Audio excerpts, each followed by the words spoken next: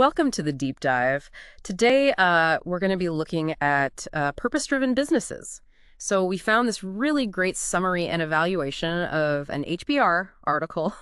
And, we all know you're busy. So we just like to distill things down to like the absolute, need to know. I think what's really cool about this article is it reframes purpose as like the engine for any like successful business. Yeah. So it's not really, just about the profits. It's like the values, the motivations, like what really drives the company forward. Yeah. And the author of this summary, actually had a really interesting journey because they were an entrepreneur across all of these different sectors, like floral clothing, even education.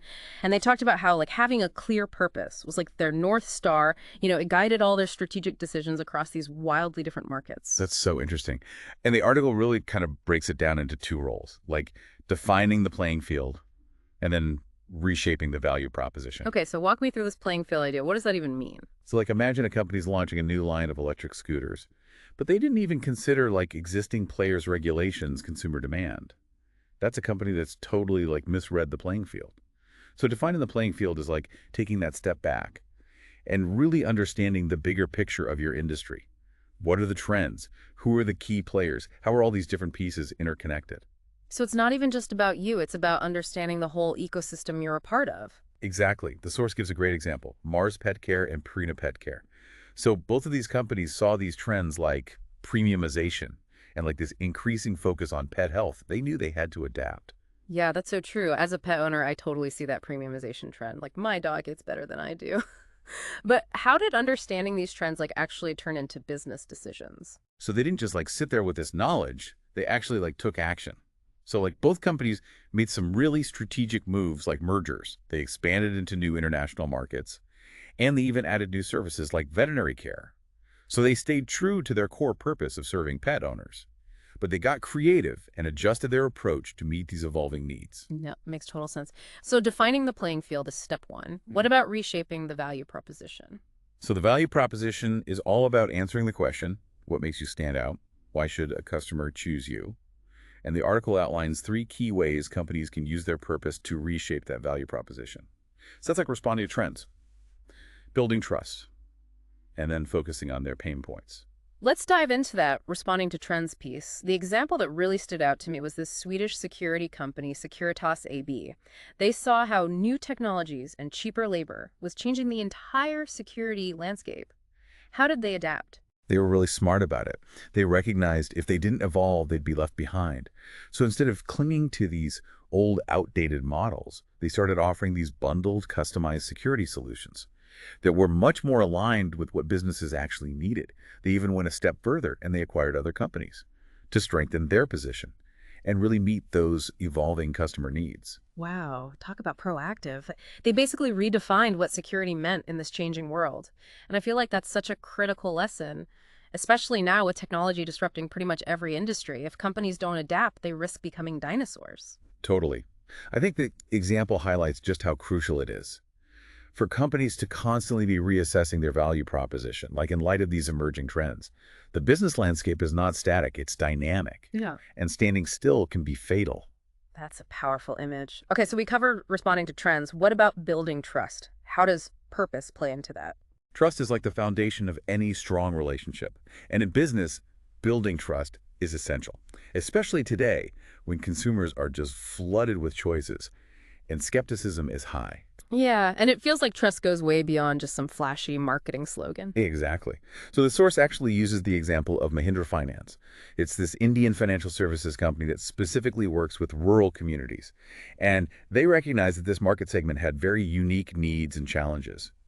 So they built trust by offering financial products and services. They were tailored to address those specific needs. It was all about really understanding their customers' lives and demonstrating a genuine commitment to their well-being. So it's about building trust with not just your customers, but all your stakeholders, your employees, the communities you operate in, even the environment. It's about having a broader impact. Exactly. Purpose guides companies to consider those wider implications and strive for that authentic, holistic trust. Okay, last but not least, let's tackle this idea of focusing on pain points. Now, this one feels a little counterintuitive.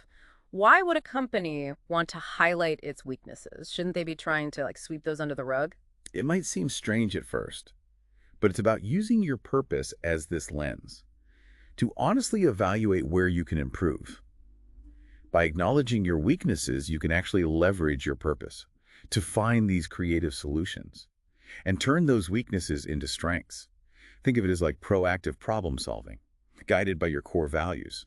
So instead of being afraid of your flaws, you're using them as opportunities for growth. Exactly. It's about that continuous journey of becoming a better, more impactful organization. I love that. Purpose as a tool for continuous improvement.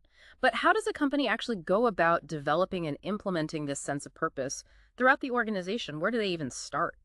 Well, the article outlines two distinct approaches, retrospective and prospective. Okay, so retrospective sounds like it's all about like looking back. Is it kind of like digging through the company archives? It's more than just like dusty archives. It's about unearthing those core values and motivations that have always been there, embedded in the company's DNA. It's like an archaeological dig for your company's soul. I like that analogy. So how does a company actually go about this retrospective deep dive? So the source gives the example of the Mahindra Group. They went all in on understanding their 30-year history. They even conducted ethnographic research with their employees across different countries and levels of management. Wow, they really wanted to get the full picture. What kind of insights did they gain from this deep dive into their past? Well, through this process, they discovered a shared commitment to empowering people to rise. It was a theme that resonated across all their different business units and geographical locations.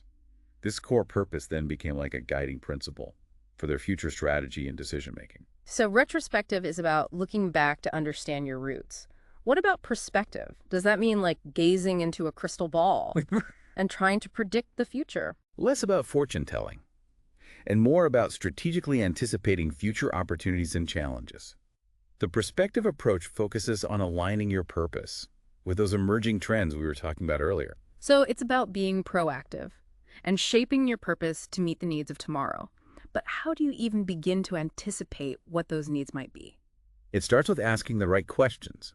What role do we want to play in the future? What problems are we uniquely positioned to solve? What kind of positive impact do we want to have on the world as it evolves? Those are some big questions. I imagine answering them requires a lot of open-mindedness and creativity. Now, for our listener, which of these approaches resonates more with you? Do you find yourself drawn to reflecting on the past or envisioning the future, or maybe a bit of both? It's a fascinating question to consider. And there's no right or wrong answer. Both approaches offer valuable insights and can be incredibly powerful tools for shaping a company's purpose. Now let's talk about the bottom line. How does all this purpose-driven stuff actually translate into tangible results for companies? At the end of the day, businesses need to see a return on their investment. Absolutely. And the beauty of purpose is that it's not just some fluffy feel-good concept. It has real, measurable benefits, both tangible and intangible. Give us the goods. What are some of those tangible benefits? Well, for starters, purpose-driven companies tend to outperform their peers financially. They're often more innovative and adaptable to change, which makes them more resilient in the face of market disruptions. They also tend to be more attractive to investors, who are increasingly looking to support companies that align with their values. The purpose can actually drive profit. It can absolutely contribute to profitability, but it's not just about the numbers. Purpose also has these profound, intangible benefits that could be just as valuable, if not more so. Okay, I'm intrigued. What are some of those intangible benefits? Think about the impact on your workforce. Purpose can foster this powerful sense of unity and shared meaning.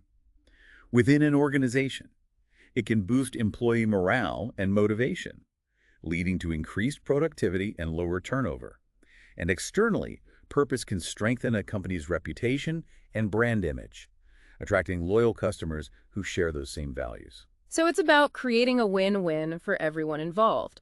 Employees feel good about the work they're doing, customers feel connected to the brand, shareholders see a return on their investment, and society as a whole benefits from the company's positive impact. That's the true power of purpose. It's about creating this virtuous cycle, where doing good is also good for business. Now, the source author seems to be quite impressed with this HBR article. They specifically praise its clear organization, clarity, and relevance across industries. Rightfully so. It's a well-researched, insightful piece that offers a practical roadmap for companies looking to put purpose at the heart of their strategy. It's like they've taken this complex concept of purpose and broken it down into these manageable steps that any company, big or small, can implement. And that's what makes it so valuable. It's not just theoretical, it's actionable.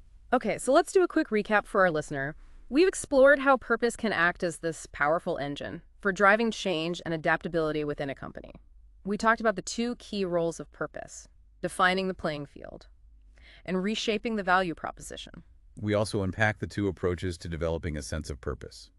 The retrospective approach, which involves looking back at your company's history, and the prospective approach, which focuses on anticipating future opportunities and challenges. And we discuss the tangible and intangible benefits of being a purpose-driven organization. But before we wrap things up, there's one final thought-provoking question from the source that I want to leave you with. The author suggests that a company's purpose can actually evolve over time. It's not set in stone. So if you were to reevaluate your purpose, whether it's personal or your company's, what questions would you ask yourself? Wow, that's a really great question to think about. It makes you kind of stop and think like, are we still on the right track? Have our priorities shifted? What impact do we really want to have on the world? And how do we even measure that impact? It's an ongoing journey of self-discovery, right? For individuals and organizations. Totally. It's not just a one and done exercise. Purpose is something you have to actively cultivate and nurture. You have to keep checking in, keep asking those tough questions, and be willing to adapt as you learn and grow. And I think that's what makes this topic so fascinating. It's not just about like ticking boxes or following some formula. It's about engaging in this meaningful process of self-reflection and aligning your actions with those deep values. The rewards of being purpose-driven are just too great to ignore. Well said. If you're feeling inspired and want to dive even deeper into this topic, we highly recommend checking out the original HBR article. We'll include a link in the show notes. It's a must-read for anyone who believes that business can be a force for good and who's ready to take that next step on their own purpose journey. Thanks for joining us on this deep dive into purpose-driven businesses. We hope you found it insightful and thought-provoking. Until next time, keep diving.